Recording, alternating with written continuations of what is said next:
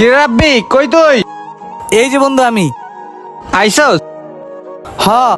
বন্ধু কালকে তো শুক্রবার, মুন্না ভাইয়ের বিয়া। বড় ভাই মানুষ দাওয়াত দিছে, যাওয়া তো লাগবেই। কি দেওয়া যায় কত? সে তো বড় ভাই মানুষ, তারে যতই দিব ততই কম হয়ে যাবে। আমরা স্টুডেন্ট মানুষ, 1000 মিলাইয়া কিছু একটা দিয়ে দেবো নে। 1010 টাকা? আরে হ। তার মানে আমার ভাগে তো 3000 3,500 টাকা। তাইলে তো বন্ধু আমার যাওয়া হইব না। কি কস বন্ধু, তুই এটা কোনো কথা কইলি? বন্ধু গতকালকে আব্বারে ডাক্তার দেখাই নিয়ে আইলাম। এখন কি এই মুখ নিয়ে আব্বার কাছে টাকা চাইতে পারমু? আমার তো অনেক ইচ্ছা ছিল মুন্নাবার বিয়া যামু, আনন্দ করমু, ফুর্তি করমু, তা আর হইলো না রে। বন্ধু তোরা যাইস, আর মুন্না ভাই কিছু জিগাইলে আমার কথা কইছে আমি অসুস্থ। হ্যাঁ রাব্বি, যাক তোকে সবাই একসাথে পাইছি, ভালোই হয়েছে। শোন, আমার বিয়ে আমার আপন বলতে কিন্তু কেউ নাই, তোরাই আমার ছোট ভাই। আজকে রাত্রেই তোরা চলে আসবি। আমার পায়ে কাদা লাগছে। রাব্বি, তোকে কলপাটটা কোথায়? এই যে ভাই এদিকে আসেন। চল তো একটু।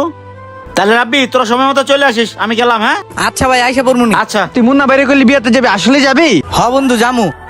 বন্ধু তুই না গেলে যাই তো না রে, তুই না